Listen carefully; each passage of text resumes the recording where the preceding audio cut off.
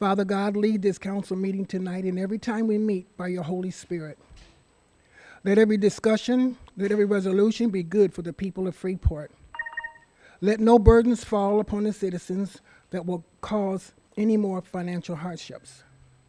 Father God, set straight any crooked places and any cracks in the foundations of the laws and ordinances set forth in this city. Proverbs 2 says, when wisdom enters the heart and knowledge, it's pleasant to the soul. Good sense will look out for you, and understanding will keep us. We ask it all in Jesus Christ's name. Amen. Amen. Thank you. So we'll officially call this meeting to order. Madam Clerk, would you please take the roll? Mayor Miller, Here. Alderpersons Clem, Here. Monroe, Here. Simmons is absent, Parker, Here. Stacy, Here. Shadle, Here. Sanders, Here. and Sellers. Here. And could you please stand for the Pledge of Allegiance in light of Alderperson Simmons being absent? Alderman Parker, would you lead? Yes, ma'am. I pledge allegiance to the flag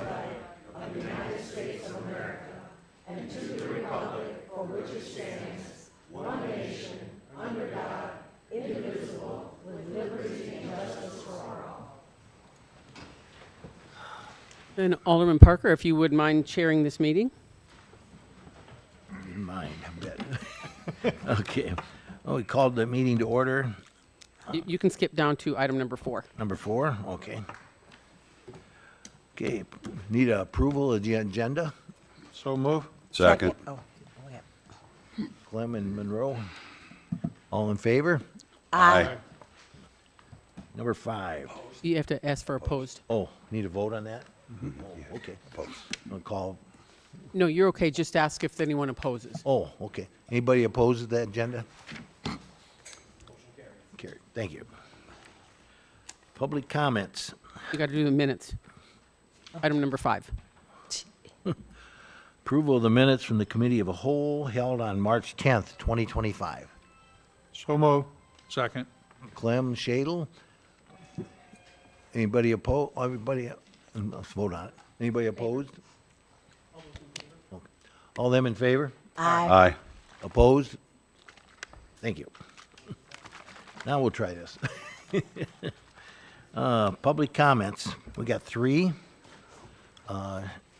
Cheryl Altman. Okay, you got 3 minutes. Please give them your name. Good evening. My name is Cheryl Altman. My first concern is the discussion of the ordinance. This ordinance was passed by you in 2017. You didn't follow the ordinance, but that's not the only ordinance that the city of Freeport does not follow. The fast track, instead of counting on the landlords to fix their property, how about the city be responsible for their properties? Matter of fact, one of your donors, your biggest donor, bought a whole bunch of properties on the tax sale, and they're the biggest piles of crap in the city of Freeport, along with the Raleigh building. My next one is about replacing Joshua with a guy that's a criminal. You can sit there and smile at me, Mayor. I don't care. You smirking? That just shows you how much you care about the citizens of Freeport. You're replacing it with a criminal, and he's got recent charges on him coming up for serious charges. So sit there and smirk all you want.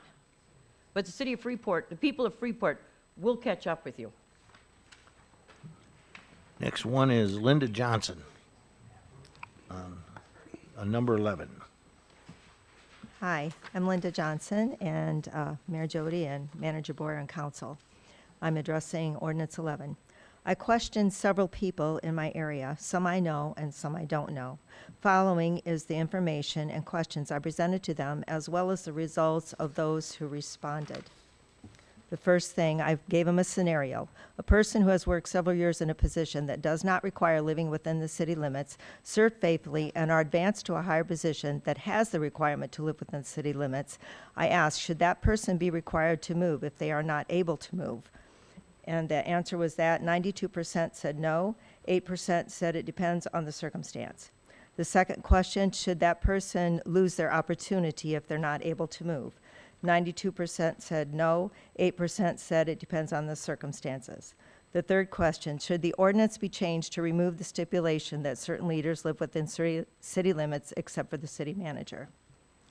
44% said no, 55% said yes. A few that said yes stated that the people in these positions should live either within the county or a 3 to 10 mile radius. One said the fire chief, police chief, and city manager should live within the city limits. Question number 4, shall the council be empowered to make exceptions to the rules of the ordinance at any time? 50% said yes and 50% said no. Also, the argument regarding a person living outside the city limits not supporting this city financially is not necessarily true. In my working days, I worked in a different city than I lived in. I would buy groceries and gas and gifts in the city I worked in, more than I did in the city I lived in, because on my lunch hour, I could go, it was quick, it was easy, plus there was a different variety of stores in the place I lived in. So those who live outside the city probably do provide some finances and taxes to the city and gas and food and other things.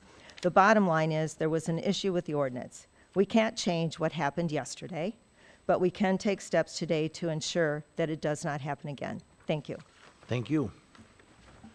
Okay, next one, you get 3 minutes, Rhonda Scott. Good afternoon. I'm Rhonda Scott. I'm here to speak on the Lamb Road TIF. I have my statement in writing and with an attachment, and I would like to submit it into the record if that's possible, and we can discuss that later. The Lamb Road TIF is a tax increment financing district. It is a development that was formed as an industrial TIF in 2003 for the purpose of retaining and creating more industrial jobs, which the community was losing. The development is located on the south end of town at Lamb Road and Route 26, where we had existing manufacturing, including Sega, Tri-State Metals, Honeywell, and a few others. I served on the Planning Commission in 2005, when plans were submitted to build a Walmart superstore and a Menards big store within the boundaries of an industrial TIF. At the time, there were concerns for the Planning Commission. Why were we moving existing Walmart and Menards stores into a Freeport TIF district in an industrial area? They both needed bigger stores, and the city strategic plan had already identified that the future retail development site would be Route 20 and Route 26, where the city had invested significant amounts of tax dollars to extend water service and a lift station to make it happen. But why didn't it happen? The explanation given by the group of developers at the Planning Commission in 2005 was that moving the stores into the TIF, by doing that, those new property tax dollars from Walmart, Menards would be redirected from the community for the purpose of generating an industrial manufacturing job complex. To date, the Lamb Road TIF has collected $10 million in property tax and diverted it from our community. These property taxes have been used to pay development costs for various expenditures, including project construction, legal fees, engineering studies, and marketing costs. And I've got them for you right here, all the people who've been receiving tax dollars. In 20 years, no manufacturing plants have received TIF funds to create new jobs. Only 2 existing industrial businesses have benefited. Sega vending machine plant, owned by Steve Chesney, received $175,000, and Tri-State Metals received $475,000. The Walmart and Menards stores received $2.5 million in property taxes. So now, with projects completed, there is a surplus of $3.8 million. The surplus is being misused. Freeport Greater Partnership has received $1.3 million without accomplishing the mission of creating new manufacturing jobs. While they may be doing marketing and promoting for the entire city, the TIF eligible requirements limit the cost of marketing projects in the TIF to Okay, your 3 promoting minutes are up. the project to developers. Thank you. Thank you. Number 7, Greater Freeport Partnership Quarterly Presentation. Ms. Winters?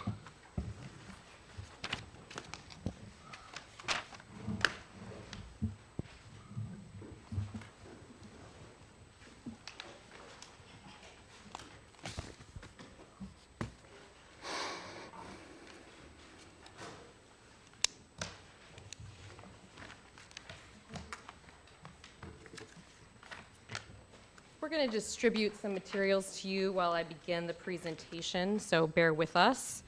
You will also receive an updated version of our quarterly report when we mail that over. They already got one. Thank you so much. Appreciate that. Tonight's presentation will cover highlights from our work in our key strategic focus areas. This information has been outlined in more detail in our monthly board reports that you receive, as well as our first quarter report that you received in your packets. This is a reminder that this is a summary of our efforts in strategic focus areas, which are identified specific metrics in measuring progress to the goals. Just as a reminder, we've broken these are our key strategic focus areas, and that's how we've outlined our work in our quarterly report, and that's how we will proceed through this presentation this evening.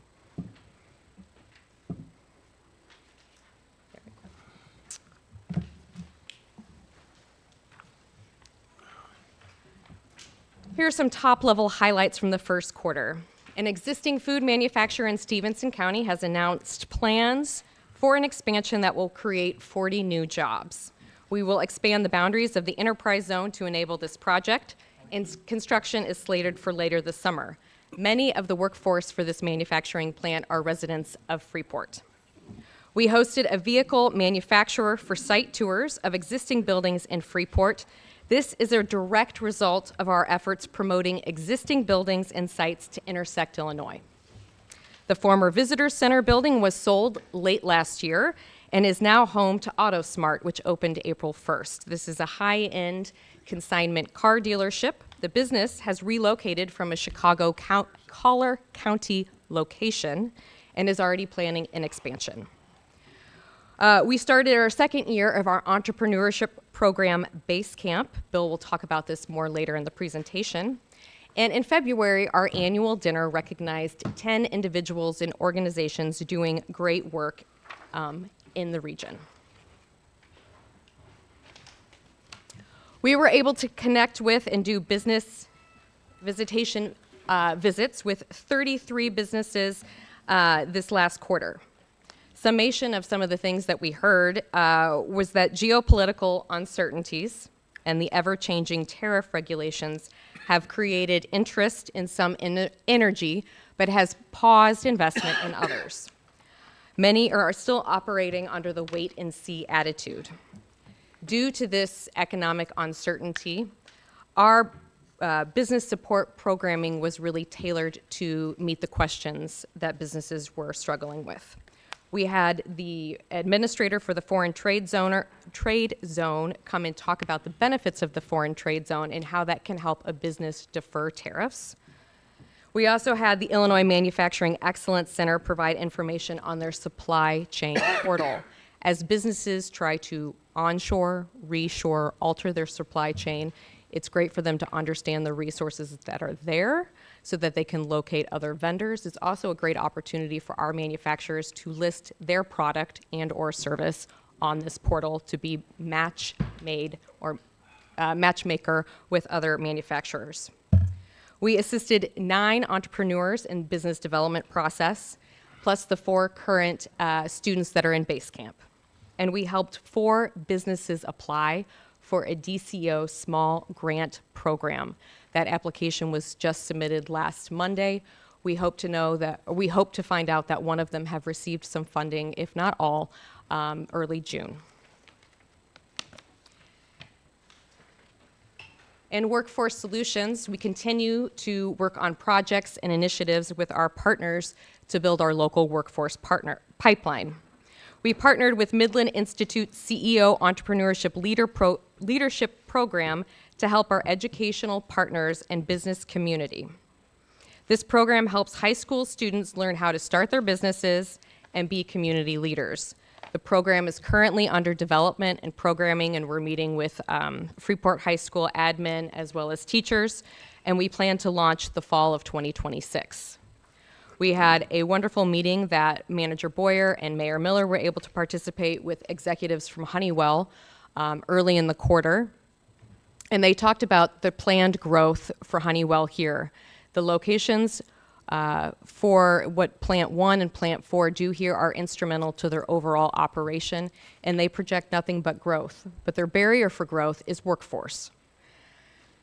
In follow-up conversation with them, we've connected them with Freeport High School, Career Tech, and Highland Community College to talk about and help identify the programs that are already in existence and how Honeywell could partner with them to meet their needs. So we're having a tour of those facilities at Highland, at Freeport High School, talking with some students on Wednesday afternoon. In housing, we have partnered with the NAACP Housing Committee as well as the United Way to host a series of stakeholder engagement sessions. One of the flyers that was distributed to you was a notice of a stakeholder engagement session that will be May 1st. This is your invitation to attend. I hope you do. In childcare, we have distributed a survey gauging the impact of childcare shortage to our partners. Responses will help us develop a public information campaign in the second quarter. In this last quarter, we received 17 new business attraction leads. 8 of those leads came from Intersect, Illinois. 5 of those leads we were able to respond to and submit proposals for existing sites and buildings that we have here in Freeport and Stevenson County. 3 we could not respond to because we lacked sites that were over 100 acres, and 1 because they were looking for an existing building and we did not have an existing facility that met the site or the specific requirements the company asked for. We had 9 leads that were generated from local businesses or government agencies. 4 of those were new businesses to the area, and 5 were existing businesses that would like to expand or relocate within the area. I'm now going to turn it over to Bill, who's going to talk about membership. Good evening. So membership, we had a good membership quarter.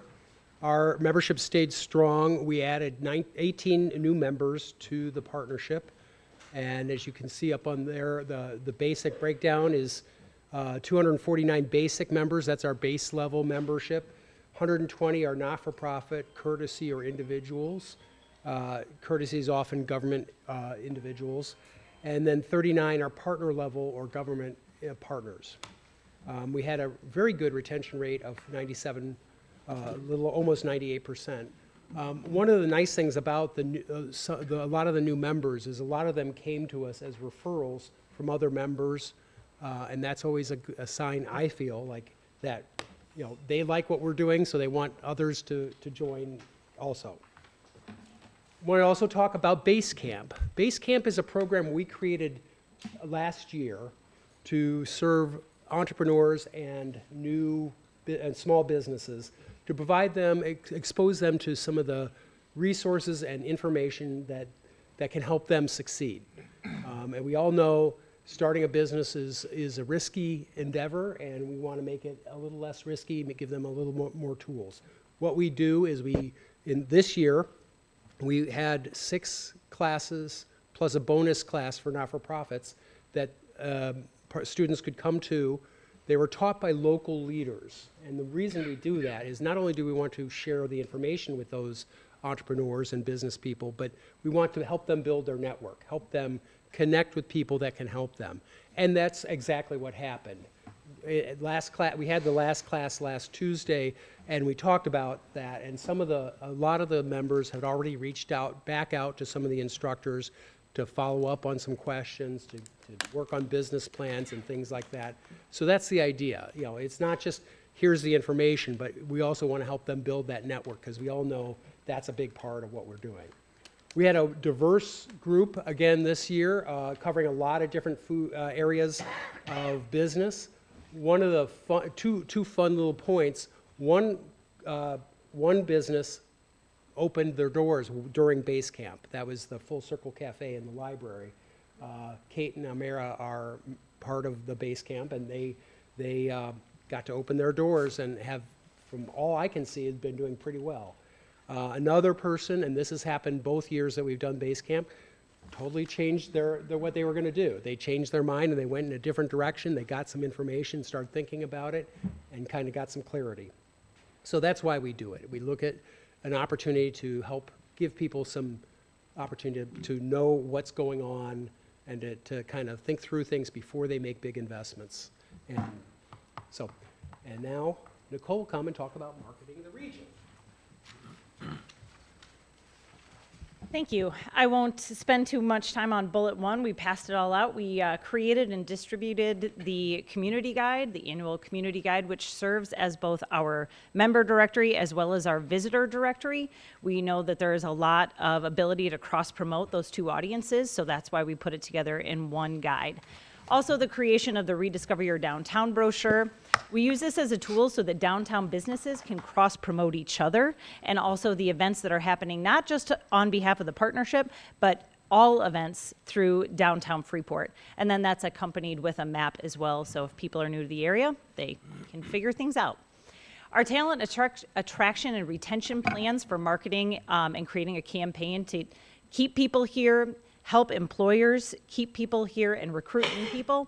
We're using a nationally recognized company to kind of put all of our ducks in a row. So we have a really well-developed strategy for who we want to recruit and how best to get them here. And that strategy will be brought to all of you in second quarter. They've met with all of our stakeholders, and they were actually in town last week. It was a fantastic visit. They see a lot of potential in Freeport, and we're looking forward to seeing that report come full circle here in the next 60 days. We co-hosted the Illinois Underground Railroad exhibit with Lincoln Douglas Society and the Freeport Public Library. It was a great success bringing new people into the library. It was great to have it over spring break so that families could go take advantage of that.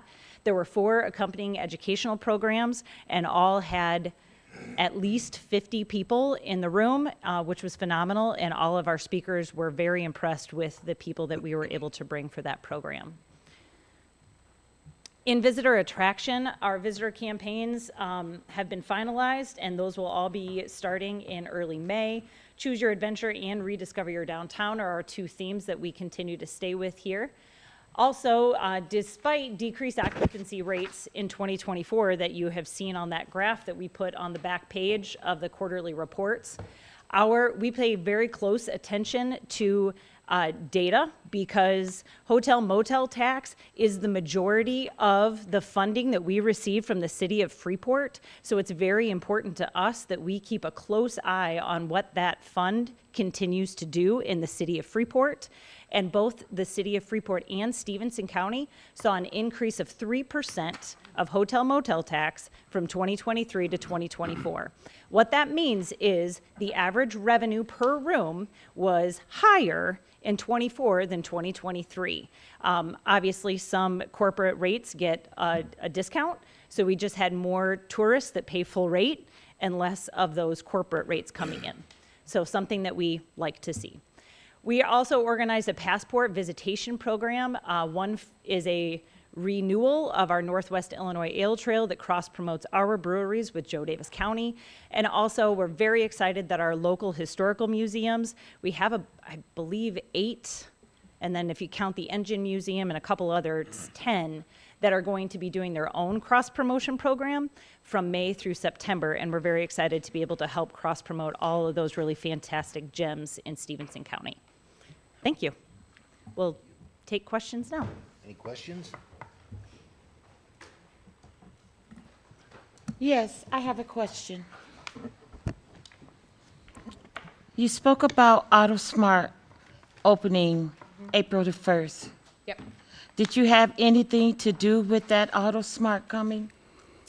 Yes, we met with that business. We talked about the enterprise zone, and they are hoping to expand. They filled the building with cars, and they want to put another building on the lot, but we need to expand the enterprise zone to do so. So we're going to help them expand their business. I believe there was also some relationships between somebody who was a member of the board of the ownership board, the nonprofit that owned the facility, had some connection in the car industry, the classic car shows, with this dealership that was in the collar counties. And how did you say we're going to help them expand? So the partnership administers the Northwest Illinois Enterprise Zone. And in the few months, I will probably be coming before you asking to expand the Northwest Illinois Enterprise Zone. So that's an incentive zone that the state has basically allowed us to have to help incentivize business development. And that expands it's in areas of Freeport, Stevenson County, and Joe Davis County. Okay, the 17 new business leads you spoke about, Yes. how many of them have committed and are coming? Well, the 5 existing businesses that expand or relocate, they've committed. They're here. So the 4 new businesses starting are interested in the area. Without having my sheet in front of you, I'm not going to give you a number because I'm probably going to misspeak. But I'd be happy to follow up with you with the exact number.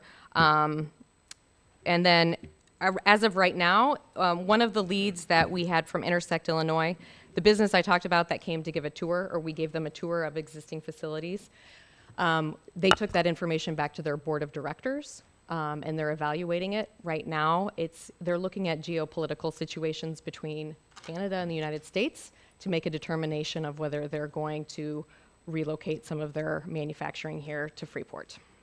So some factors that are a little bit beyond our control. Okay, you said base camp. 6 classes taught by local leaders. Who are those local leaders?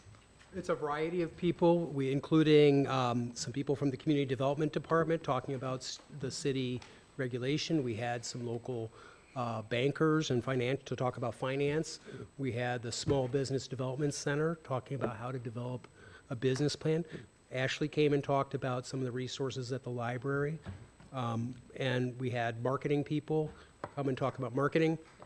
Attorneys, yes, to talk about some of the legal issues you have to look at, business structures and all that. So we had a wide range of people. Okay, so how does one find out about these classes? We marketed that when enrollment is open, we marketed it pretty widely.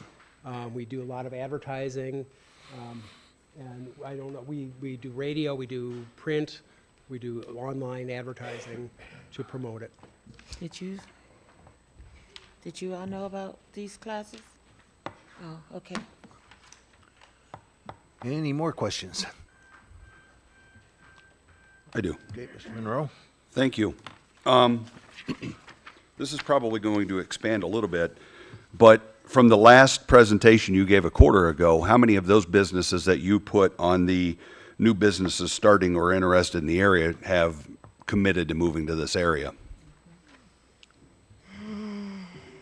And I apologize, I don't have a list right in front of my face, but I know some of the businesses we're working with, a project is seldom started and finished in one quarter. It's often follow-up that we're doing, supplying them with more information. So we continue to do that. I'd be happy to follow up with you to give you an exact number. I'm going to be honest. If a Okay. salesperson told me that, they didn't know, and they were talking about their territory, I would probably ask them why they're not doing their job. Point blank. I know that's a little harsh, but flat out, not knowing who, what, when, where, coming to this city, that's why we're not getting anything. We're not working those leads and opportunities the way we should. Maybe if we weren't paying to put elevators in our buddies' buildings and putting business money into other entities that exist already here, a single owner business type of thing.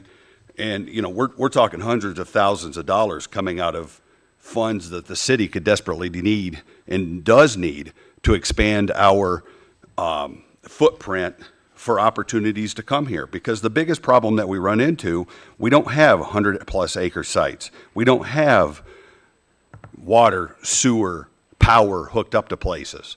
And the reason we don't have that is because we keep giving all of our buddies within a small group of people the money to put into their businesses that they haven't paid back yet. So that special treatment and funding will stop us from ever being able to bring a business here that's meaningful and will bring jobs to the community. And we have to get to the bottom of what's going on.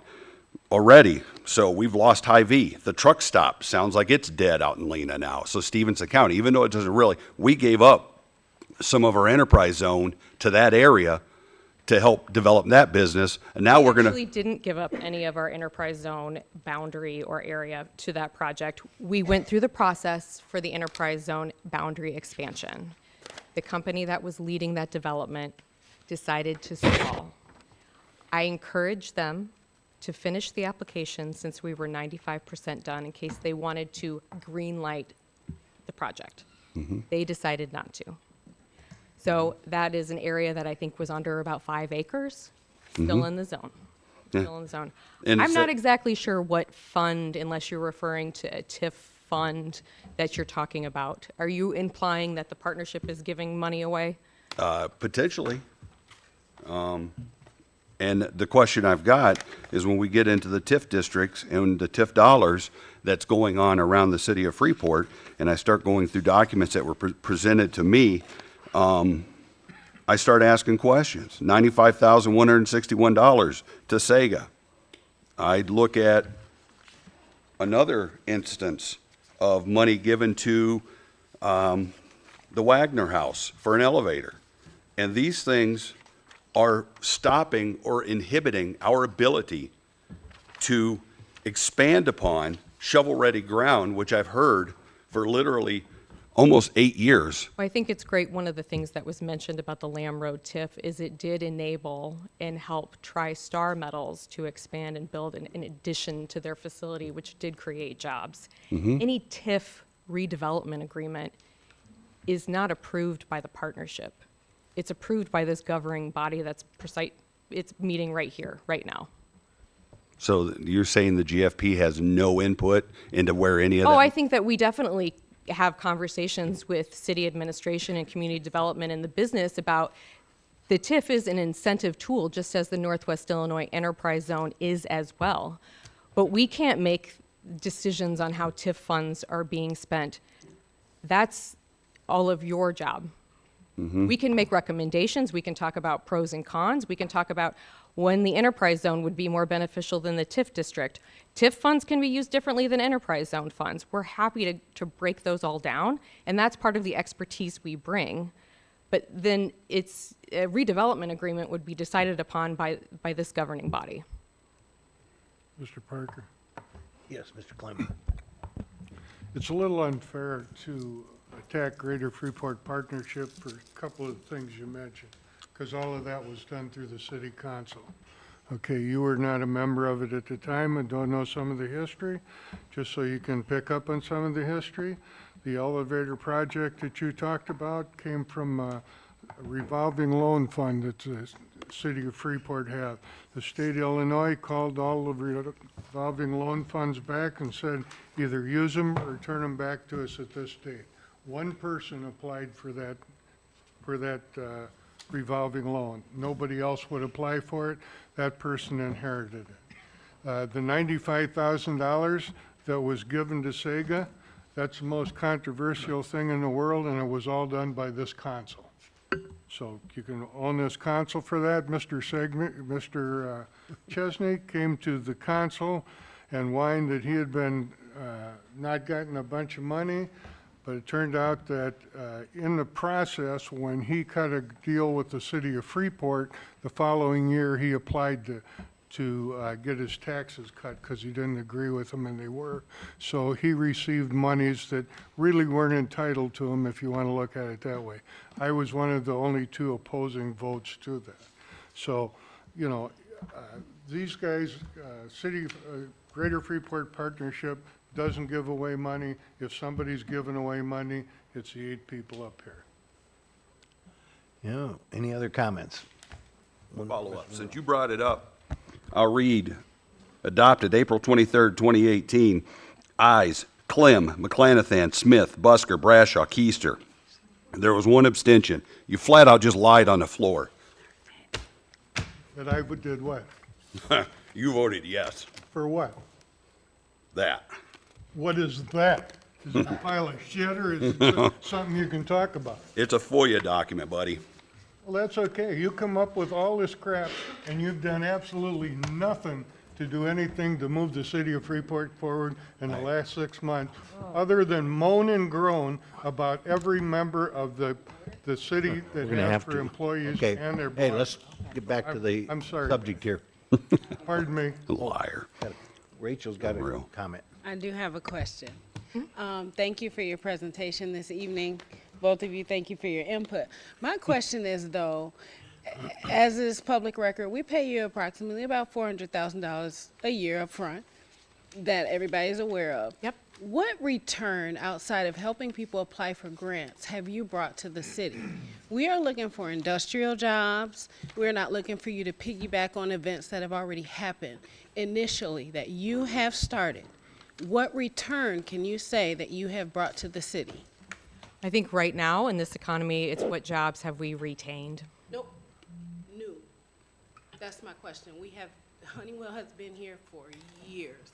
New jobs outside of minimum wage, fast food restaurants that you've piggybacked on that have already decided they're coming here. What new jobs have you brought to Freeport, Illinois? So if an existing company Nope. is expanding, New. you don't count those jobs? New company, please. Not existing. New companies. My question is new companies. And not you just want specifically manufacturing? New. Yes. Trebeck Automotive. Trebeck Automation, excuse me. They were outside of City of Freeport. They're a small manufacturing company. They were in a really rural location, and they now are renting space in the First McNess building. I would like to make a comment about it. Trebeck's leaving the city. I'm sorry to hear that. Yeah, me too. Can you One more time, go. Can you expand on Trebeck? Were they already interested in the city, or is this a lead that you reached out to and through your work brought them? Excuse me. And if so, how many jobs did that create? I think it's a small manufacturing, and at the time, they had somewhere between like under 10 employees. So I can't give you a breakdown right now. I don't know. And so, yes, they were in a really rural location, and they had a problem with freight getting in and out. And so they wanted something that had easier access for transportation. They were an automation company that worked with the food manufacturing industry. Thank you. Any more questions? Okay, we'll move on to number 8, unless you had something else to say. Discussion regarding revision to Fairgram Letter of Recommendation to lead service line replacement, Phase 4. Manager Boyer. Thank you, Mr. Chairman. On April 7th, 2025, the City Council approved a bid for Five Star Energy for lead service line replacement Phase 4. This memo is for clarification of a conflicting amount, and so we're clarifying that today. Fairgram bid recommendation letter inadvertently had a typo in the full project amount that did not match the submitted memo. This was discovered when issuing the notice of intent to award based on the IEPA concurrence of the bid. To confirm to the original city memo was correct, Five Star Services LLC out of Waukesha, Wisconsin was the low bidder at $19,731 per base bid total. The total contractor project amount for the phase will be $2,525,000 for service replacements. This is just being brought to the council for transparency purposes of the conflicting numbers in the previous agenda. The city of Freeport will fund the Phase 4 project, approximately $3 million, with 100% Illinois EPA forgivable loan funds at no cost to the user. The project was accounted for in 2025 and will be accounted for in the 2026 budget. This is a reimbursement funded project. No changes are reflected in the financials. Any questions? Yes, Alderman Stacy. In that 3 million, you said 100% forgivable loan. So what does that mean?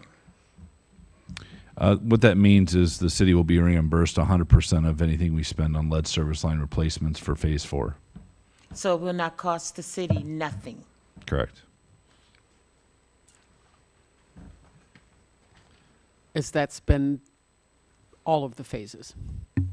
They've Yes. cost the citizens nothing. That's correct. Well, I'm sorry. I just feel like I have to ask each time because we just don't know if we don't ask. Okay, no action to be taken on that, right? Okay. Number 9, discussion regarding Lamb Road Tax Increment Financing District, presented by Alderman Stacy and Simmons. You know, it's already been hit on. Council people, you received the 2 papers before meeting even started.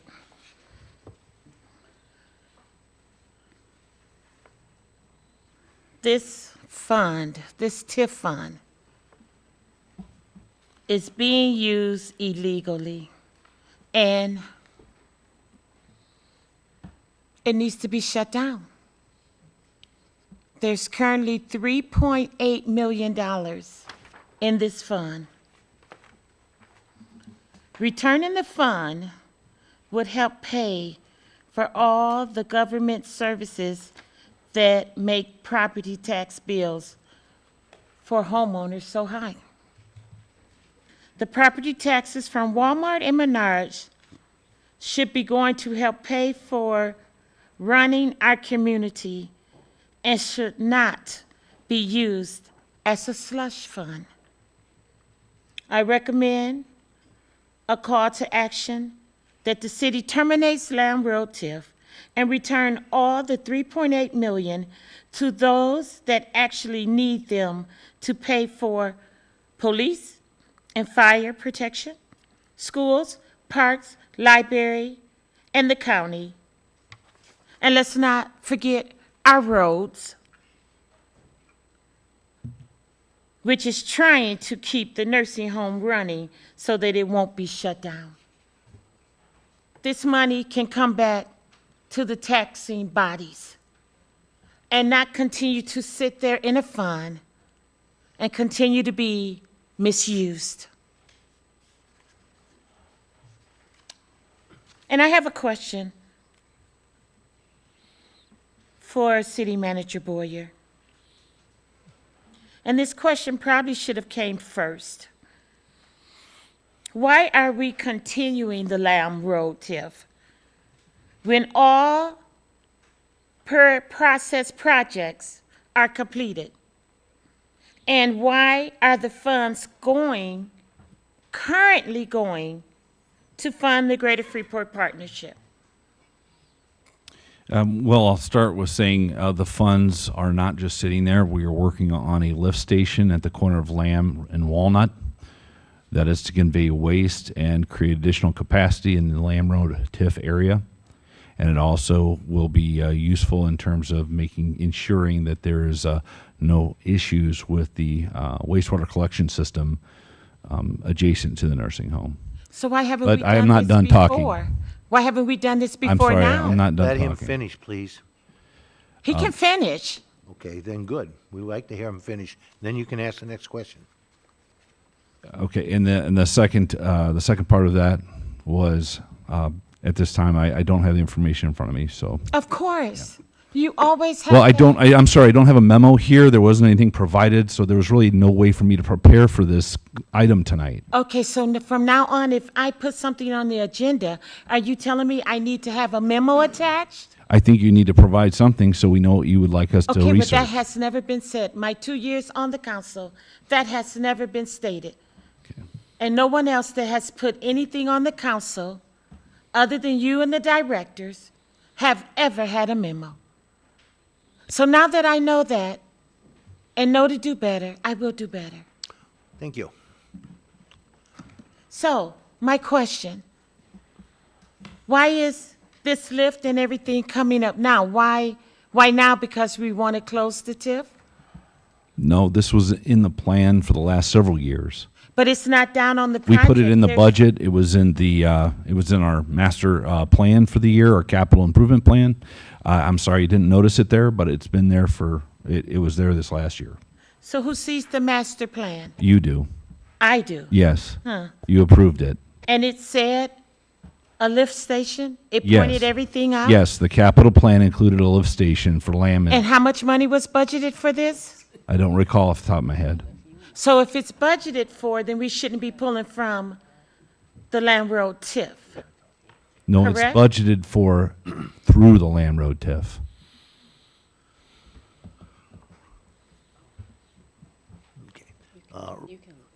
Alderman Rachel has a follow-up to that. That's okay. Okay, Alderman Clem then?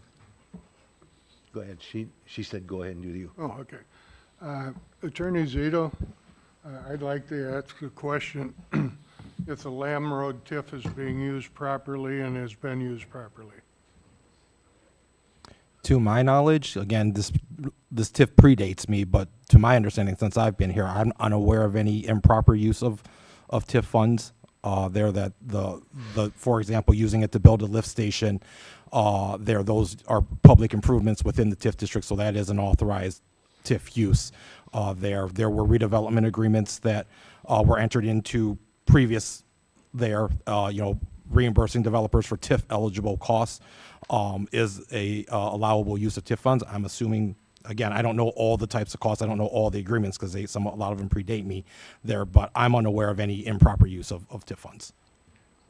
So if we were to use that Lamb Road TIF as part of what Manager Blair brought up, and it was to extend water out to the airport, out to Mill Race Crossing, so on and so forth, monies from that could be used from the Lamb Road TIF.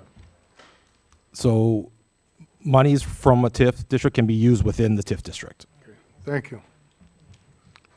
Did you want to say something then? Yeah. Okay. Alderman Rachel. So I think the direction we're trying to influence everybody to maybe consider is once the lift station that has been budgeted in this budget is completed, we have not had any successful real industrial growth in that TIF district, which is why we implemented that. And that maybe we look at moving that money back to the pot so that we can use it for infrastructure and what we really need it for. I think that is why we brought it up, so that we can put that in your mind. So maybe give it some thought. We've already allocated for that money for this year, but in the future, maybe thinking about bringing it back until we have actual strong leads looking to build industrial and bring those type of jobs and buildings to the area. Alderman Shadle? Thank you. The lift station at Walnut Street goes back at least a year and a half, if not 2 years.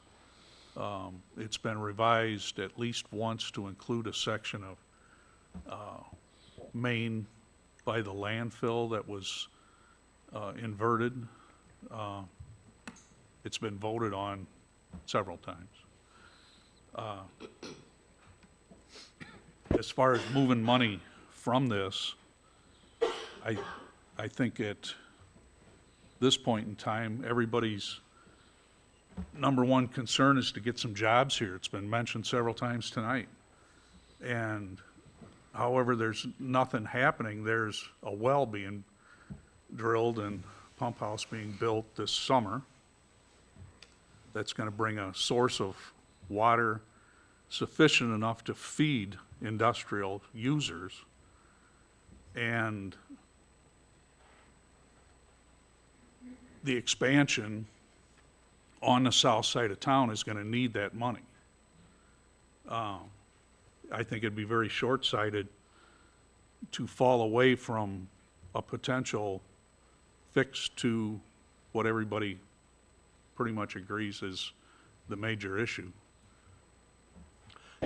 Alderman Rowe and then Alderman Sellers. Thank you. City manager, this could potentially be the director of community development or public works as well. Remind us, where exactly is the lift station slotted to go, and where did we approve it to go? The lift station is designed to go at near the corner of Lamb Road and Walnut, near the intersection. On the west side, east side? It would be on I guess it would be north side of the intersection. Northeast or west? East. So that's not in the TIF district? It's actually going at the corner of the landfill property, which I believe is in the district. That's where the drainage all goes to in that basin. Thank you. Alderman Simmons, Sellers, I'm sorry. I would like some clarification. Can you take TIF money from one TIF and put it somewhere else and use it somewhere else? Just like how they have the downtown TIF? We can't take the downtown TIF and put it somewhere else, Kim? Zito. Attorney Cito? I'll confirm this off the top of my head, though. I believe you can port TIF funds between TIF districts as long as the TIF districts are contiguous. If they're not contiguous to one another, like they're not touching each other, the two districts, then I don't think you can port the funds back and forth. But if they're together, I believe you can port them back and forth. What do you mean together when you say that? Touch. The boundaries are touching. Oh, okay, okay. Okay. Okay, thank you. Okay, she done? Okay, Alderman, I'm sorry, Simmons again. Alderperson Sellers, what I meant was we would elect it to no longer be a TIF district. Can you point your microphone? What I meant when I said until we actually really need those funds to develop that area, I meant it no longer being a TIF district. So then that money would not be specifically used for a TIF anymore. That would be money that goes back to the general fund for us to use. That's what I meant, not switching money between TIFs. Okay, Alderman Stacy. How long can a TIF exist? Is it 23 years? Aaron Zito. I'll take. Oh, I'm sorry. I think the good news for everybody is that this thing is sunsets in 1 year. So this conversation is probably going to resolve itself. 1 year, this thing's dead. Okay. Aaron Zito, I'm sorry. So yes, it's 23 years. Alderman Shado, you spoke about a well. Are you speaking of well 12? The only one I know. Okay, so, I thought it was said that we were no longer getting that money for well 12. Can someone explain what Sorensen said about well 12? Darren? That's not factual at all. We do have, 13 million secured in different sources of funding. Okay, but. So the well money is secured. We have total of 13 million. There's 3 different funds for that. IEPA revolving forgiveness. Then we have emergent contaminant money, and we also have just short of $1 million from Eric Sorensen that has already been appropriated. The money I think that you're referring to is water main money that was appropriated for this year but did not pass. And that's the money that was never really allocated. It was sent out there, but it wasn't approved at the federal level. So that's the money you're talking about. That was for this year, for 2025. And that wasn't just for Freeport, that was all of the monies. Correct. All congressionally direct spending was frozen for this year, and they said that they'll be reapplied for in 2026, I believe. Okay, can you tell me, out of the 13 million, where is that money being pulled from again? We have an EPA revolving loan, the same way we've done these other projects. EPA loan? IEPA, Illinois Environmental Protection Agency. We have 5 million from them in forgiveness. We have, I don't know the exact number, but it's like $7.2 million from emerging contaminants. And then we have 959,000, I believe it is, from Eric Sorensen that is appropriated towards that project. Okay, can you help me understand this IEPA loan? Yes. And you said 5 million? Yes. So this is very similar to how we've done the wastewater treatment plants and other infrastructure projects. The Illinois EPA has a state revolving fund. It's called an SRF loan. And those are the projects that we go after that we get forgiveness off of projects. So for instance, if a project costs $1 million, we can apply and we get basically state funding off of that project. So in the case of well 12, we will get essentially 12 million from the EPA and the other million from Eric Sorensen to put towards that project in whole to offset the cost of the taxpayers. So that's going to be the 13 million. Yes, ma'am. So why are we taking a loan out for, did you say 15 million? 5 million? We will be taking, the way the revolving fund works is you have to take out a loan for the full amount of the project. So if we bid this project and it's $18 million, you take out a loan, and then when you're done with the project, they subtract all the forgivable funds off of that project so that you end up with a net of, say, 5 million or something like that. That's how all of the state revolving funds work. EPA grants, if you will, the money to Freeport for the infrastructure project. It's quite a process to get it. When the loan agreements are signed, that monies, the forgivable monies, is already booked and in there, and everybody's aware of it. We build the project, we pay out the funds, and then when we go to sign the final loan, they forgive that amount of money that the citizens of Freeport have to pay back. I don't have the exact number, but we're probably pushing in the ballpark of $35 million of forgivable funds that we've received over the last 10 years to the city of Freeport that we haven't had to pay back. Does that sound fair? But the 5 million will pay back. We will have to pay back whatever the project bids at minus 13 million. That's what we'll have to pay back, and that's what we're set up through our CIP funds, if you will, that we've been incurring for several last years for those projects.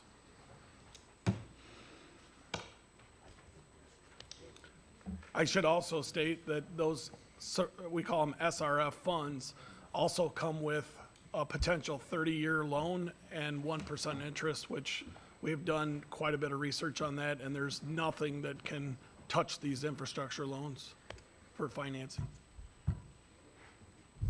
Alderperson Monroe, you had- Yes, ma'am. Thank you. So my question, this goes back to really what I was getting to with the GFP, is as I look through a long laundry list of recipients here of almost $2 million, $1.5 million to $2 million. Math is a little rough. My question really becomes, we've got 3.85 million in that surplus. We've got a bunch of vacant land in areas that we've got water, sewer, electric, we've got services in place. Why have we done nothing in developing that area, which is really a manufacturing zone, or, behind Menards, behind Walmart, where it really doesn't make a lot of sense for housing and things like that? Why have we not taken this money and developed that into shovel-ready ground, bought the land with this money, and developed industry with it? Instead, we would rather do things for our friends. That's what I'm trying to get to. Can anybody answer that?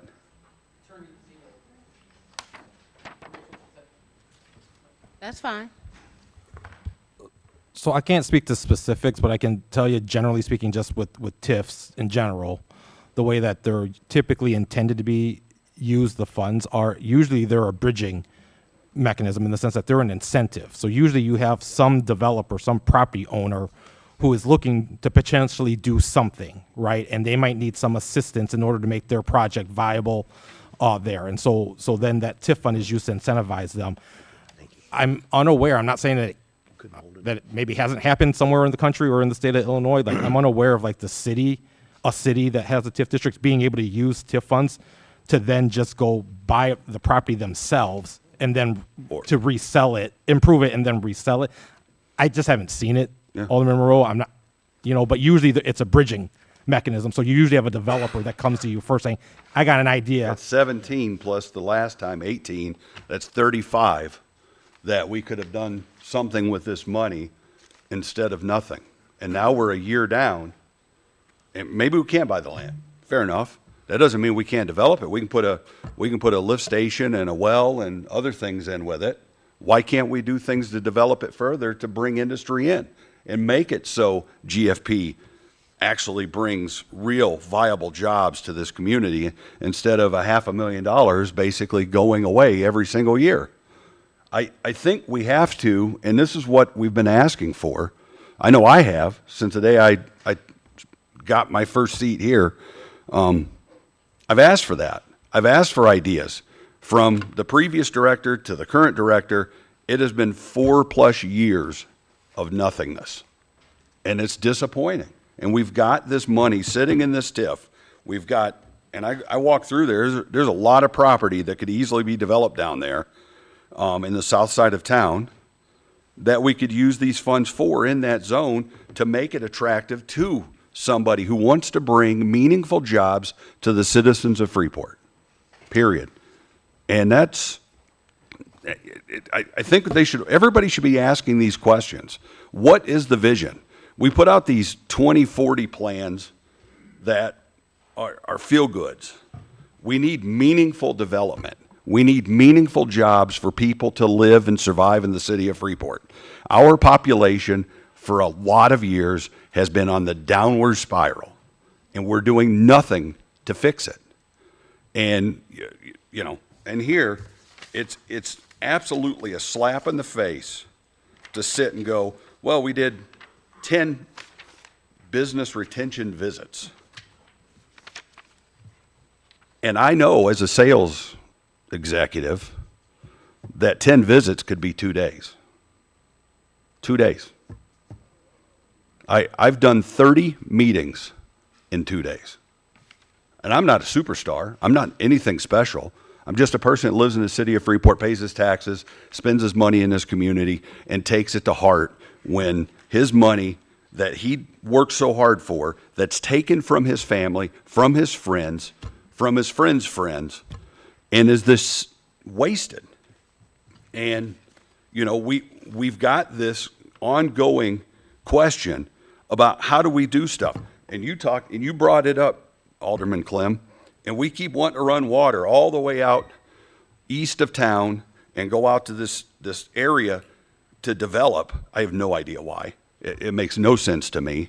We've got infrastructure in the city of Freeport that is decaying, that we can't even pump enough water for a fire. And we want to run brand new pipe out into an area with 6 farmers along the edge of the road that really don't even want us coming through there, so we can put business outside of the city limits and not be able to tax it. We've got businesses inside the city of Freeport that don't even pay taxes. One of them's at the airport. And GFP goes out and throws a party for them.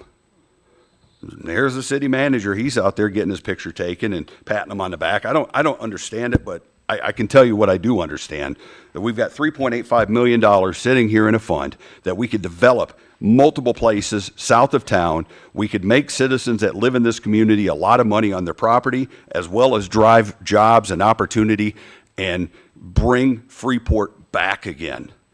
But we've got to have the will and the strength to do it. And as long as we sit here with no plan, no ethics, no morals, it's not going to happen.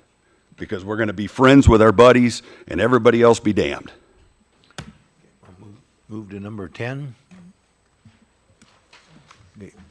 Discussion regarding future plans for EV charging stations and discussion regarding possibly rescinding Resolution RES 2025-42, approving the agreement with Fairgram to provide civil engineering services related to EV charging stations installation projects. Stacy Simmons. Okay. So this was presented to the council upon last week. And it was presented in 2 agenda items, 23 and 27. So, long story short, everything on 23 said that the program is 100% funded. So, I won't speak on item 23, but I do want to speak on item 27 and what we were not told.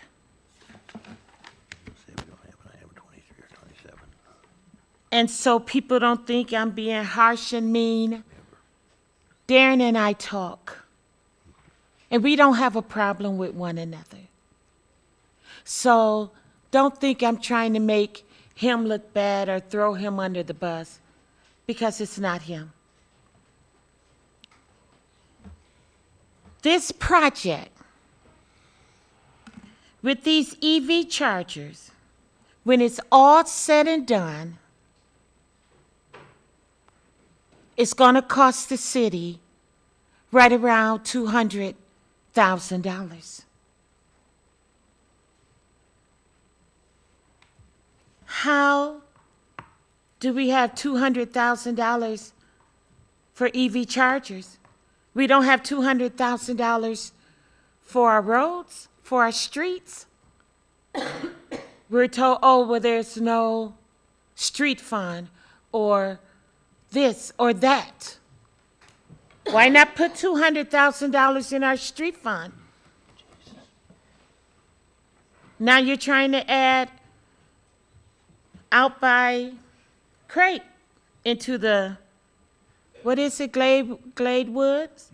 Into the solution.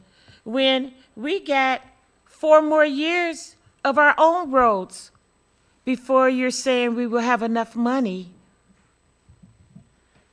to even complete 4 more years. That's why I made the comment that I made. Do they realize how far back they are? However, it was not said about the electrical work and making it something ready. ADA compliant. ADA compliant, thank you. It was not talked about the shape these parking lots are in and how they're going to have to be redone and rebuilt and fixed before all of this can even be set up to be a charging unit. We did figure out we don't need 8, we only need 4 because it's 2 hookups per 1 charger. But it's going to cost us $90,730 just to design the doggone thing. We need to prioritize some things.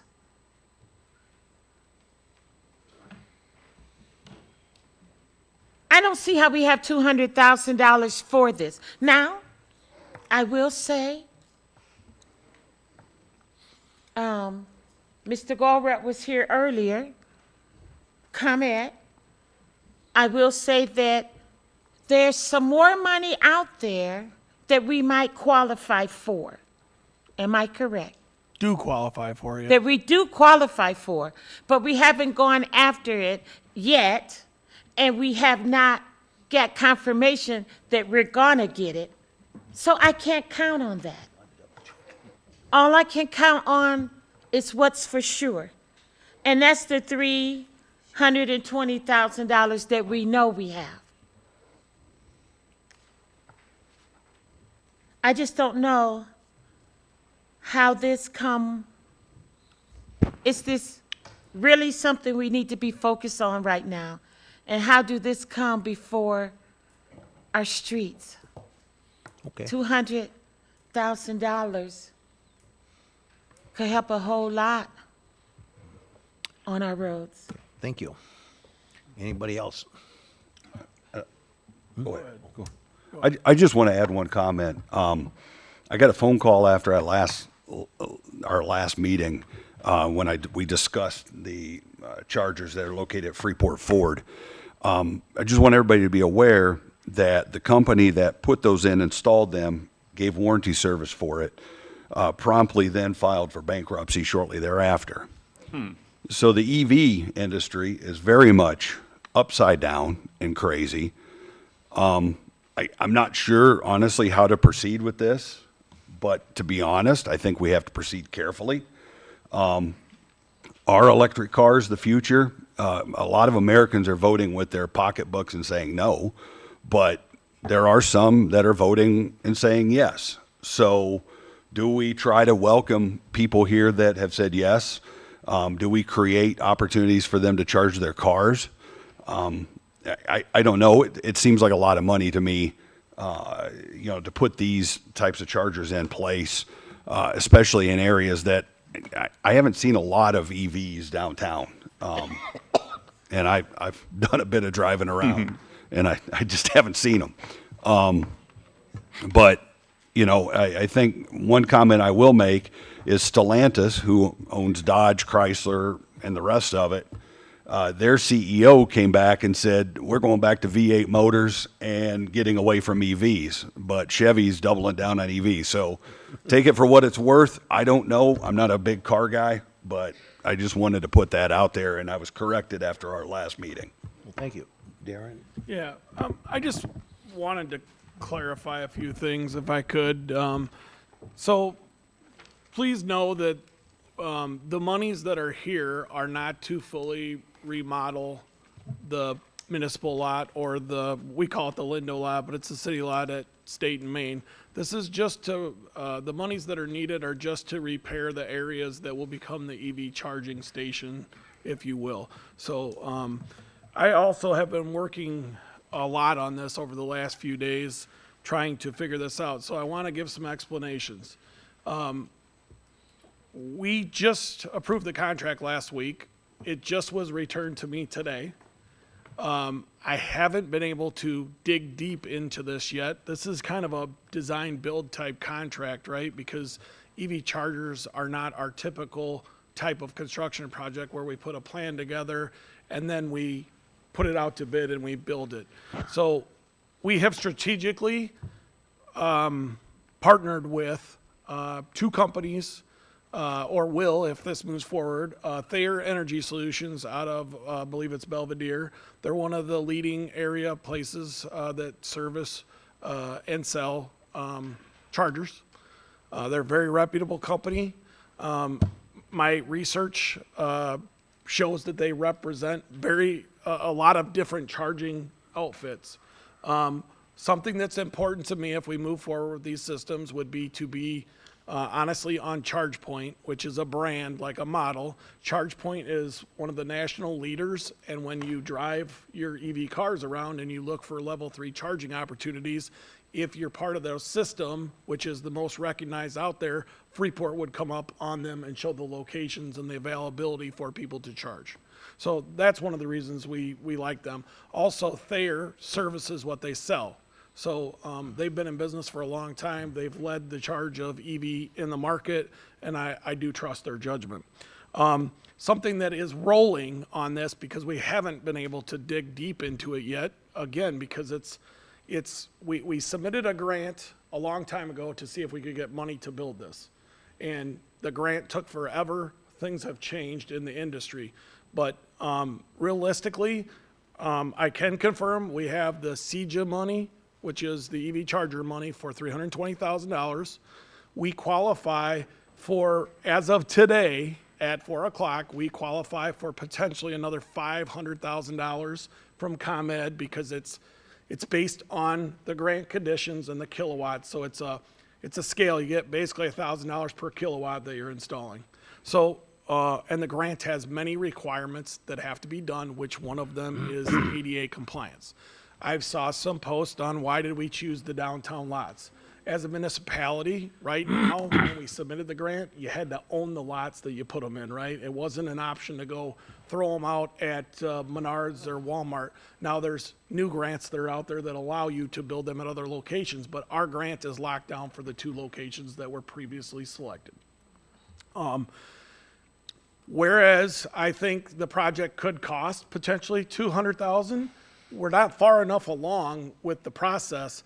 I haven't signed a contract with Thayer because we not sure if you guys want to move forward or not, so I'm not going to sign somebody up for a bunch of costs that we're not going to move forward, or if we are. EV chargers is changing the world. I think it was stated at the last meeting, while it would be great if people could use the EV chargers here in town and had a car and wanted to charge, the real draw of this is trying to get more people into Freeport to spend money. So there's a couple things. So right now, as of today, we have about $820,000 that should be committed to this project between ComEd and the CJA grants.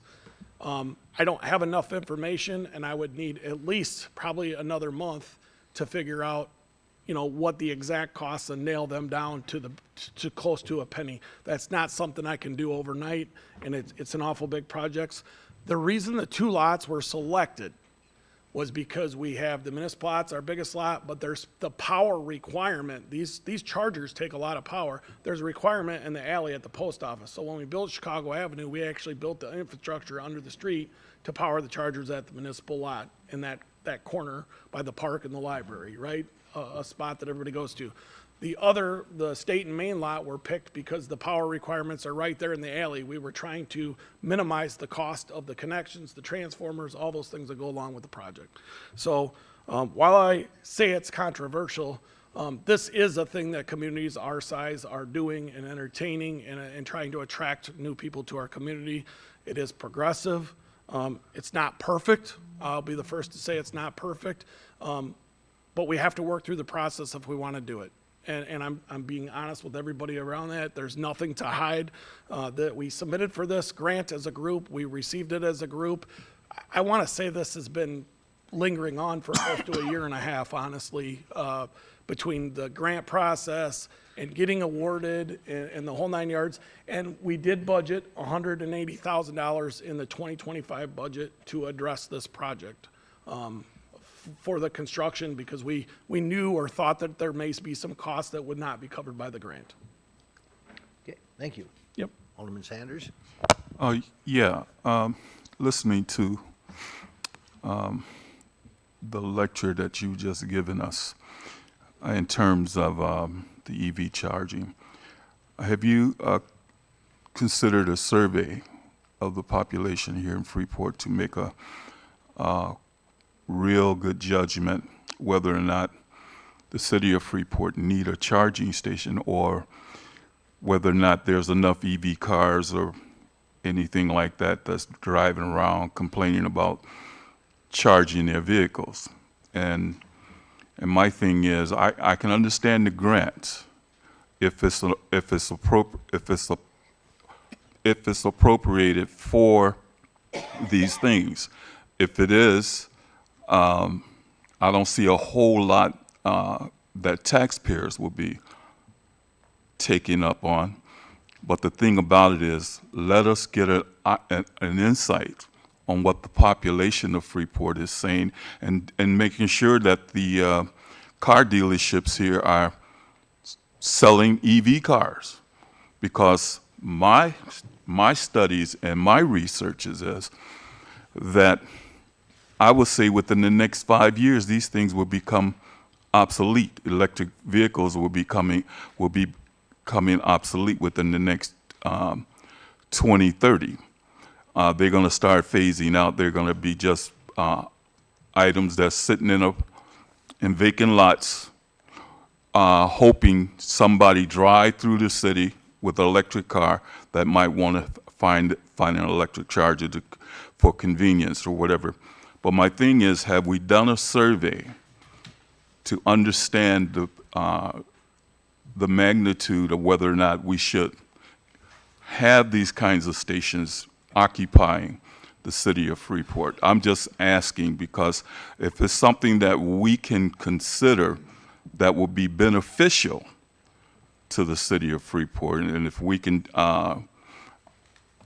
if the grants that are coming in for these particular items, are they solely designed for the EV stations, is one of the things that I wanted to take on.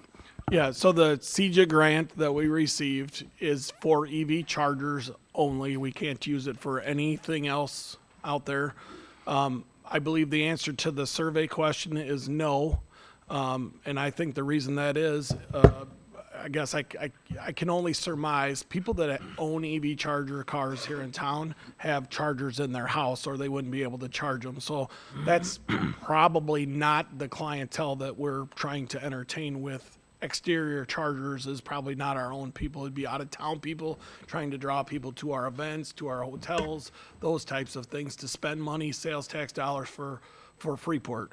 I forgot to mention something that you kind of remind me of while you were talking. So we submitted for this grant. We've accepted this grant, and it will be a black eye on Freeport if we decide to return it, which we would have to do if we decide not to move forward. But it would be a black eye on our community on future grant opportunities because we took dollars from some other community when it gets returned. These dollars that we have here from CJA and ComEd, they need to be spent in 2025 as part of the grant program, and that's why we're talking about it now, so it gives us enough time to get these in place by the end of the year. Okay, Rob? And just to follow up on that, Alderman Sanders, kind of the idea here was we've got people coming from Chicago to Galena every single day. A lot of them have electric cars, not all of them, but quite a few of them. So the idea here is they get off the bypass, they come to downtown, they charge their car because there's really no other place to charge between here and maybe there's a place outside Galena, but there's really not that much charging infrastructure in this part of the area.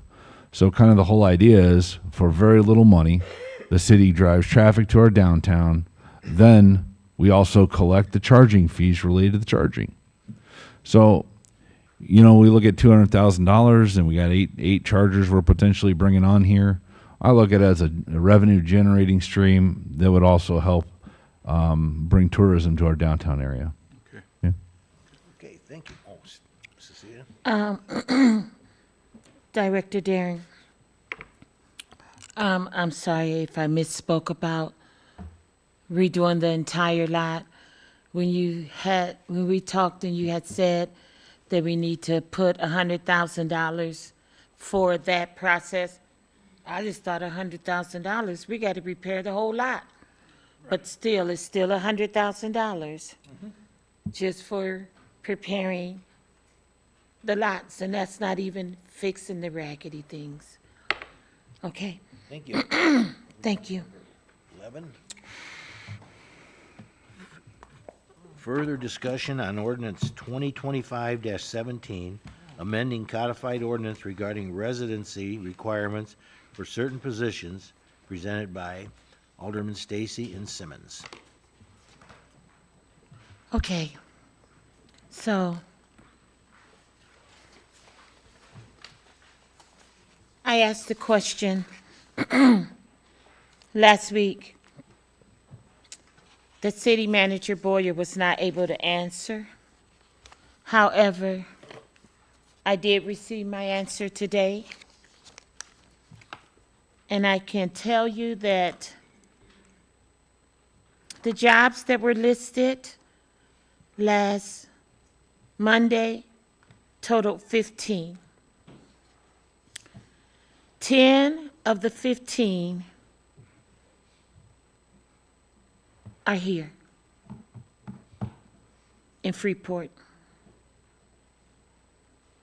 and 5 are not. But I don't believe that that was really the issue.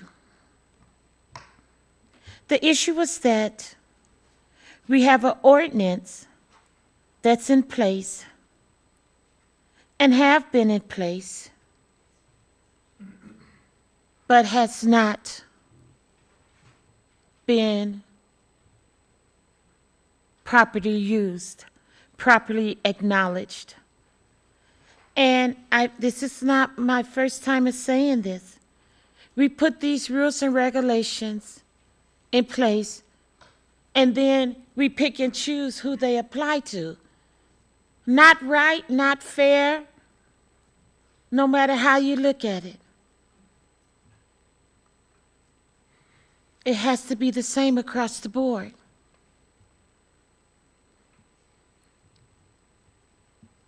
I believe if I applied for a job and after accepting the job, I knew I had 6 months to move. And if I don't plan on moving, why would I take the job? It's an ordinance. It's already in place. It's been in place. But what's even bigger than that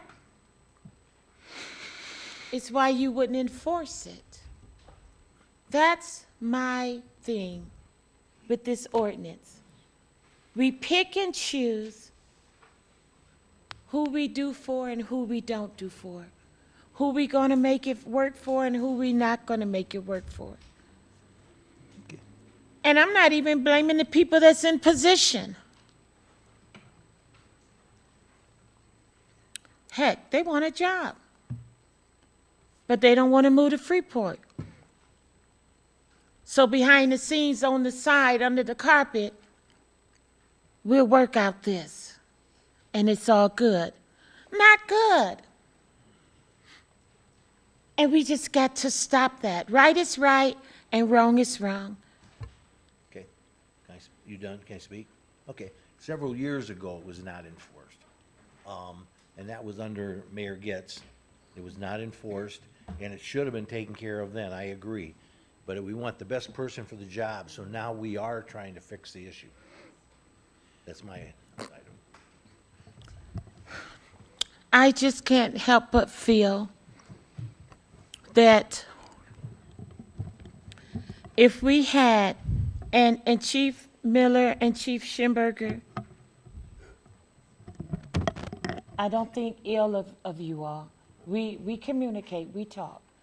But I just think if, I can't say all these people, but if the chief of police or the fire chief or the deputy chief of police, or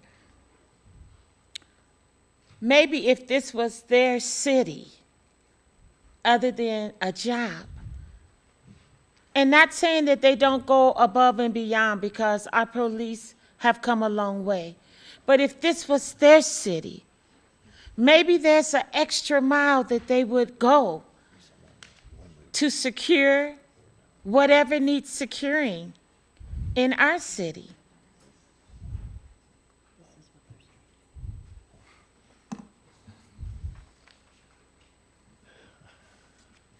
I'm answering about the ordinance, so, any more?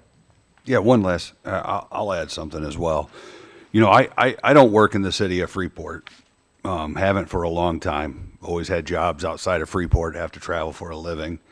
And honestly, where I work now, I only, you know, I don't really care about that community where I'm going to work every day. I don't live there. My family's not there every day. And one of the things, and this goes back many years, to a good friend who was a chief of police at a much larger department, who I have a lot of respect for, and he fought to get law enforcement officers living in various parts of the community, and he got money for them, extra money, significant money, like 10 grand a year kind of money, to put them in the areas. And it was very successful in bringing crime down. And I know our past chief of police came in and was very upset because he felt like he had been targeted in the community. But at the end of the day, I don't think that happens as much as people say it does. I know it does happen. Because if it did happen, my address wouldn't have been given out to somebody who I reported. But at the end of the day, we own this community, and we can't be fearful of people that want to run around and try to bully us in our community. We have to love our town. We love our community. We stand up for it. And sometimes we take positions that are not always well accepted in the community, but it's the right thing for the community at large. And you know, I too wished it had been dealt with, but it wasn't. Right. And it's hypocritical not to enforce the rules equally across the board. And that's the problem, and that's where it lies. And I know we're going to go back. I know it's going to vote. It's going to happen. It's going to pass. But it doesn't mean it was ever right. And you really have to take your oath that you take for that office seriously. And that means equal protections under the law across the board. And our city ordinance is essentially a law saying, you live here if you take this position. And if you can't do that, then don't take the position. But to say, I mean, you're from Freeport, you served as chief of police, you know, you've done a lot of years here. And you know a lot of people. And that buys you that ability to communicate with the community. It's huge.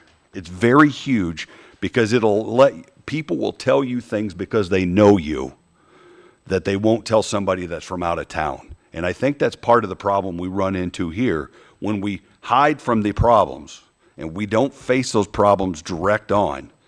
We end up in a situation we're in right now where we've got some thugs, let's call them what they are, causing issues in Freeport. But I commend the chief. I didn't think that we would make as big a dent as we have with the challenges that we face from our state government, but he's done a pretty damn good job, you know, doing what he's supposed to be doing. Yes, he has. And, you know, but at the same time, I think there's things that we could have done that would have helped the situation along as well. Larry, Rob wants to speak. Do you want him to talk before you, or you want to go first? No, I need to go first. Because you did mention me first. Yeah, because I don't want Maybe he'd answer your question. to, no, he won't answer this question. I just want to give the people of the city of Freeport a reminder that when aldermen are sitting, councils are sitting here making judgments and decisions, and people don't understand how do we come up with ordinances. They don't understand what we are facing as aldermen. They assume that when we're looking at our agenda for today is based upon whatever is being said, but to be honest with you, and the ordinances are designed to help govern the body of the council. It also helps the citizens of Freeport to understand that these ordinances are put in place so we can be so the council can be trusted in following the governmental procedures of our ordinances. The ordinance of this city governs this body and the people within the city. Violate one of those ordinances as a citizen here in Freeport, you're subject to be locked up in jail or fined or whatever the case may be. Just violate them. And so those individuals who don't know all of the ordinances that are applied here in the city could get a rude awakening of not understanding how I violated an ordinance. Well, here's the thing. People of the city have to also understand that you can actually draft ordinances that goes before the council to be put on the agenda. You as citizens, it's not, the council has no jurisdiction in putting ordinances together. It comes from the citizens of Freeport who draft these ordinances. We have forms where you can make your complaint or issue about something that can be adopted as an ordinance or placed on the docket as an ordinance, just like all the hundreds of ordinances that we have currently here in the city of Freeport. We just have ordinances all over the place. And the thing about it is, who's creating these ordinances? And I think the people of Freeport don't understand that the ordinances are drafted by someone. Someone has to be accountable for introducing these ordinances. And so we as a citizen, the citizens of Freeport, has to understand how the development of ordinances come to mind or come into the city government by citizens of the city of Freeport. There's a process.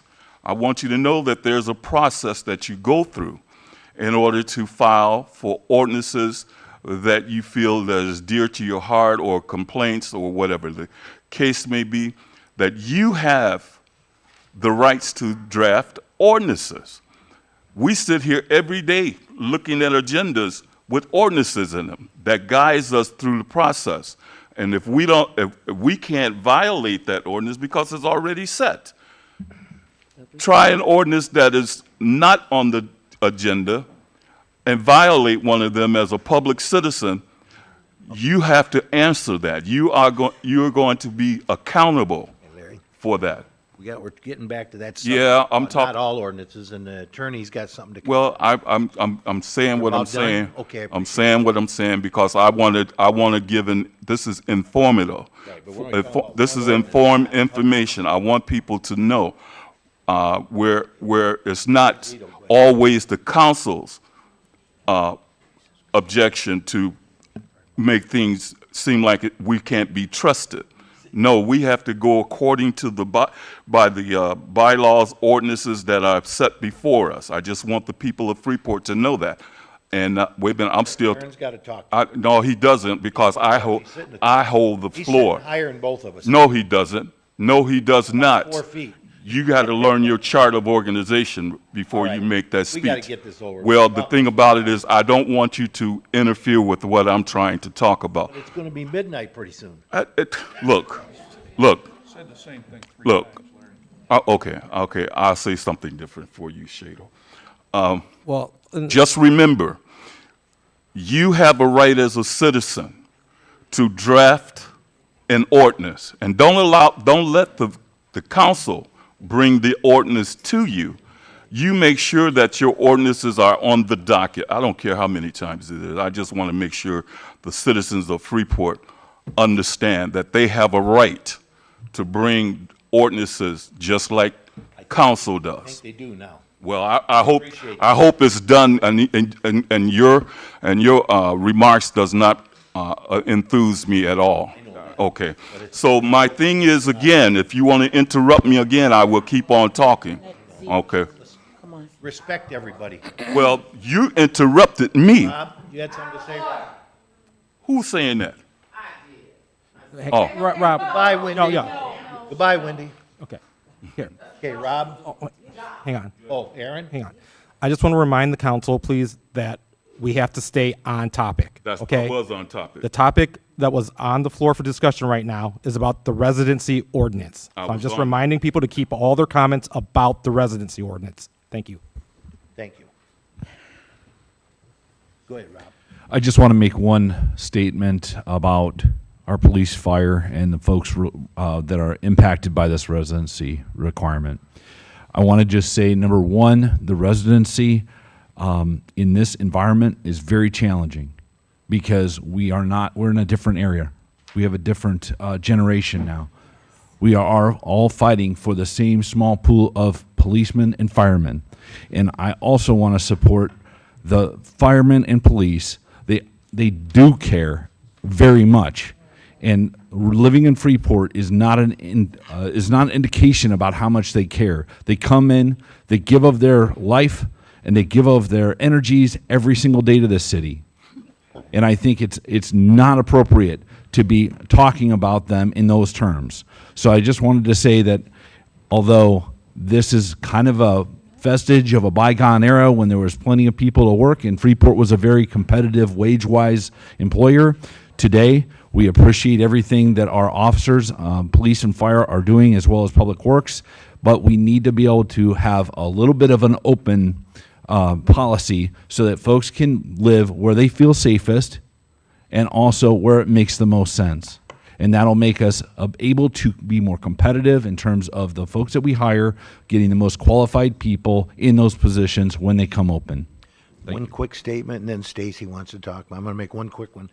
I got a phone call the other day. Belvedere and the city of DeKalb have also eliminated residency. Just going to say that. It's your turn, Cecilia. Okay, Renat Belvedere. And you said who? Who else? Belvedere and DeKalb. Renat Belvedere, Renat DeKalb, Renat Rockford, Freeport.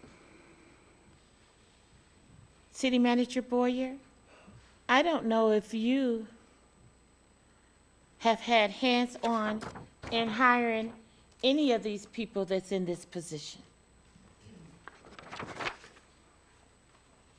And with that said, If it was said, I missed it, because I don't think anyone was putting down Chief Miller nor Chief Schimberger as if they were not doing their job. I heard that Chief Schimberger was applauded for the changes and the difference he has made. So please don't paint a picture that anybody is putting anybody down. They're able to do what they do because you let them. And that's basically it. Nothing more, nothing less. Okay. James? Thank you. And I'd like to remind the city manager that it also applies to Public Works, who seems to be an afterthought of this administration. And quite honestly, they deserve anything. It's just as much pats on the back as anybody. They've worked hard. I know I've been really hard on them, but at the same time, what I've been really hard on is we haven't staffed them appropriately. We haven't paid them appropriately. We haven't done the things that we've done for the other two departments. So this residency requirement is very, very important to deal with for them. And quite honestly, they probably, it matters least to the city about them, but just because they're not policing and fighting fires and other things that they would notice on a daily basis if they lived here. Okay, Rob, go ahead. I just Okay, have one quick question. Item number 12? I have one quick question. Oh, I'm sorry, didn't see you. If this was to pass and be gone, would that also apply to our 911 dispatchers? I think they're labeled TCs. No. Would this also apply to them? Residents, the number of miles outside the center of Freeport is dealt with through the contract. So if you have people in Public Works, the contract stipulates that. If you have people in TCs, if you have fire officers, or you have police officers, that's all in the contract. What we're talking about is individuals who are not covered by a collective bargaining agreement. But we got to open it up for everybody. Okay, Aaron? So currently, this ordinance just deals with, for lack of a better term, your department heads. Okay, right now, this ordinance that's on the table now. Your police, for the most part, I'm generically saying that, but for the most part, it's the department heads, okay? Or your supervisory levels. Your police department is governed by their own contract. Fire department's covered by their own contract. Police union is covered by their own contract. I believe police and fire contracts already removed the residency requirement, and Public Works is up for bargaining coming up, or is soon there. So that potentially could be discussed during bargaining there. So, Okay. yeah. Number 12, okay. Number 12, discussion regarding status of landlord registration deadline ending April 1, 2025. Alderman Stacy and Simmons. Okay, so as you all may recall, we had a lot of landlords that were not even registered in the city of Freeport last year.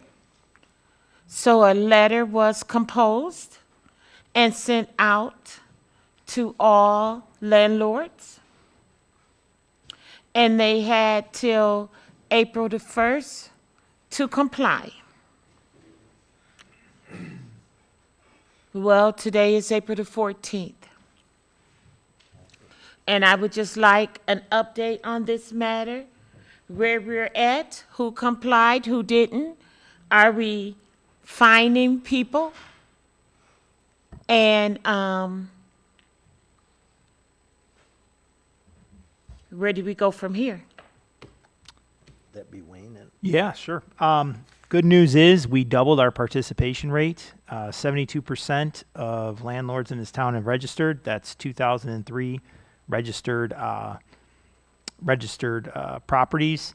Last year we had 1,000. So really want to thank the council for supporting the Ptolemy software. It made this possible. Right now we have 763 properties in violation, and we are in the process of issuing the fines. And where we go from here is sit back, relax, and I guess let the fines come in. Okay.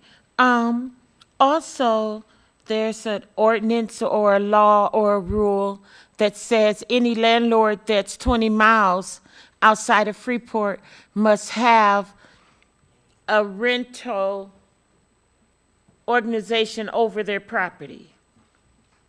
Is that correct? Correct. Our software takes care of that, yes. So, is that happening? As I said earlier, our software takes care of that, yes. Thank you, that's good news. Okay, number 13, discussion regarding appointment of Dustin Wilkinson to the Planning Commission, replacing Josh Atkins, Stacy and Simmons.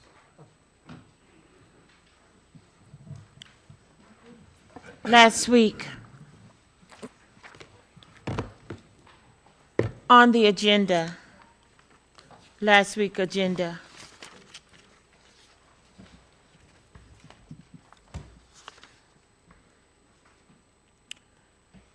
we were asked about appointing this person, Dustin Wilkinson, to the Planning Committee. However, what we were not told was that there was no open position on the Planning Committee. You know, we see these things just like you do. So when someone is being appointed by the mayor, we think there's an open position. We don't think that someone is being fired because that's never exposed. However, Tuesday, Joshua Atkinson received an email being terminated from his position on the planning board and replaced by this guy, Dustin Wilkinson.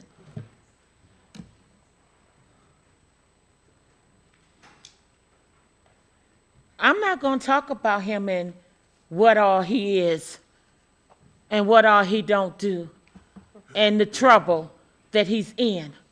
Look him up. It's public information and it's out there. I don't understand why. Well, maybe I will talk about it. Why a drug addict, a felony, a domestic violence person is made to be such a good person who's in trouble facing charges now, to where you would ask the council, not knowing who he is, I know who he is now, to vote him in and not even say, because I want to get rid of Joshua Atkinson, or I plan on firing Joshua Atkinson. You bring him to the council like there's an open position, and there isn't. And there's an ordinance on this matter. And guess what, Madam Mayor? You can't do that. The ordinance tells how someone will be removed from a committee. You put him on the committee. We have to accept who you choose. But there's a law on how and when and why he can be removed. So I don't want a drug addict, a wife beater,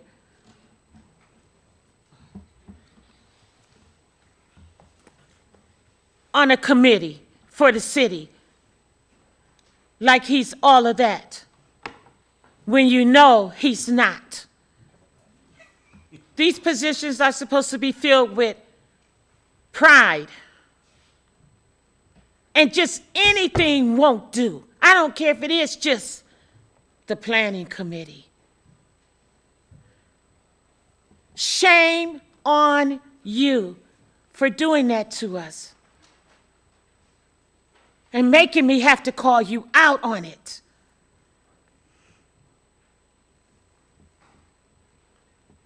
So, I don't know where we're going to go from here, but as I said, it was not done properly. He cannot be fired. It just don't happen like that. And I ask that this matter be resolved ASAP and that Joshua Atkinson is put back onto that committee. And Dustin Wilkerson is removed. Any other comments? Okay, we'll go on to 14, which is public comments. Anybody want to make public? Okay, Ms. Scott. Name and 3 minutes. Rhonda Scott, I have to follow up on something that was said tonight. You all brought up this $60,000 grant, or it wasn't a grant. It was money given to the Wagner House for an elevator. I have receipts on this. It was not a loan. It was not a revolving loan. I only happened to find this out by accident. There was a $1 million bond taken out of the downtown TIF. And when I looked at the TIF report, I show the actual amount of that bond for financing is $1.3 million. 89,446. There you go. So I asked the city, what was this money used for? Because it didn't say in the TIF report. And I had to do a FOIA to find out because nobody really knew, because nobody was here in 2018 except for Mayor Miller and maybe you, Mr. Clem, I'm not sure, and Mr. Chesney abstained. So I want to let you know what happened. $1 million was used with a bond that the TIF paid for. So when that bond paid Wagner House $60,000 for an elevator, the TIF paid for it. The other expenditures that $1 million paid for was mostly demolitions, which were for properties that belonged to Zychek. The other loan, the only loan in that $1 million went to Mahoney. And I can say this because it's on public record. When you borrow public money, it's a public record. Of that $113,000 loan by Mahoney, he still owes $95,000. So I'm just letting you know, when we're applying ordinances to people, we pick and choose. When we're giving out public tax money to people, we're picking and choosing. And you all didn't know because you weren't here in 2018, but I saw the ordinance because I did a FOIA.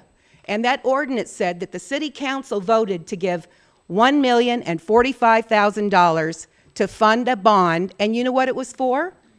For redevelopment, to improve the downtown, for projects, and to make loans to improve downtown. Didn't say what the projects were for, didn't say how it was going to be paid for, and I'm just letting you know, this is the kind of crap that goes down in this city hall. And yes, you're right. Somebody does write up this ordinance. Somebody wrote up that ordinance. Chesney abstained. And yes, city council passed it, but what did they pass? They passed because they wanted to redevelop and improve downtown. But what got improved? Nothing. We tore down $800,000 worth of property belonging to Zychek. We paid Wagner House $60,000 for an elevator. Did that improve downtown? We paid Mahoney $113,000 for a loan, and he still owes on it. That's where our money goes. That's why we don't improve downtown. I'm sick of it, and Representative Jeff Keischer is sick of it. He's passed two. Your time has expired. I'll continue later.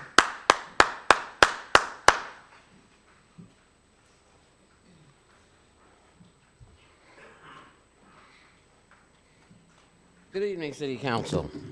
I'd like to piggyback on Rhonda a little bit here. I want to talk about existing TIF dollars that aren't going in other areas of the city. If you Google TIF, you'll see an area that talks about TIFs can help revitalize areas struggling with economic declines. They can create jobs and increase private investment. They can improve public service. But what they're not telling you is that in the reinvestment portion of TIFs, it's a public infrastructure improvement for streets, sewers, water lines, redevelopment of, catch this, blighted properties, attracting new businesses or expanding existing ones, and cleaning up pollution. Now, I brought this to your attention simply because in Chicago they have a community TIF fund and they have a business TIF fund. Money goes into the community as far as businesses are concerned, and then other monies are put in a lottery, and the lottery is drawn up. An individual who owns a piece of property in Chicago then is receiving a grant to fix up their properties. So we need to understand that no monies has ever gone into any individual citizen's house or property. First thing. Second thing, we're talking about bringing some charging stations into Freeport because we've got people coming from Chicago going to Galena. Well, let's tell the truth about that. The average person that comes through from Chicago going into Galena passes us up and goes straight into Galena. They don't come through Freeport. I've got friends that go to Galena every year. They didn't even know if Freeport was on the map. So you can stop that. Stop it. Because they don't have to come through Freeport in order to get to Galena. Everybody sitting around here knows better than that. When we start talking about residential, the police and the fire department, I have absolutely no complaints about what our police department is doing at this point. I do think that there are certain things that could be done better. Our fire department is on the ball. My biggest issue with this is that tax dollars that we're paying into their salaries are going outside of our city. There are no property taxes being paid on their properties in Lena or any place else. I do also understand that there are certain people that were given certain options as to whether or not they can move here. And it's in writing, and I won't talk about that because it was shared with me. But simply this, we need to look out for what is happening with us here in this town. We need to start building up our communities. Mr. Boyer, you said something last week that kind of pissed me off. And what you said simply is that we can't seem to find people that are willing or are capable of doing a job in this city. Well, let me tell you guys the honest God truth. Nobody wants to work for this administration. You guys have a revolving door that is as bad as Vitness. Thank you. Like that Ford Tough shirt. Good evening. My name is Micaiah Stacy. What makes me upset about the entire Dustin thing, not the fact that Josh was improperly fired, but the fact that we have a drug problem that is known in this city. And this council, maybe you guys didn't vote against it, I don't know, it was last year. It was said that the council did need to be drug tested. And we live in Illinois. Nobody cares if you smoke a little weed, like whatever. But to bring a man with, and Alderwoman Stacy, I don't know if that calling him an addict was a proper term, but a dealer, a meth dealer, who, yeah, went to jail however many years ago. Maybe he is reformed. But to bring a former meth dealer into this town and put him on a planning committee is such a big FU to everybody here. I don't know the exact percentages or whatever, but a lot of people die from meth. If I was to walk out on the street, kill someone, and then apply for a committee 20 years later, would you appoint me? No, you would not. Meth dealers are murderers. Why is there a murderer on any committee in this town that has a drug problem? I was told last week that the chief moved out of Freeport because like a safety issue. I was told that he got flipped off. I don't know how accurate that is, whatever. But personally, I feel like you can't really lead a town or see the exact problems in a town from a town that's 20 minutes away. You always have that separation. When I lived in Des Moines and Mom would call me and say, oh, the committee's doing this, or the council's doing this, I'd say, oh, that sucks. And then I could get off the phone and go back to my life and do my homework because I had that degree of separation. And that wasn't healthy because I moved back here and I got thrown face first into whatever the hell goes on in this building. So I know it's probably like a little too late to be like, hey, maybe he should move back to Freeport. But a lot of people are feeling like, how can someone that doesn't live in the town that I live in properly lead me and know what I need? Thank you. Any more public comments?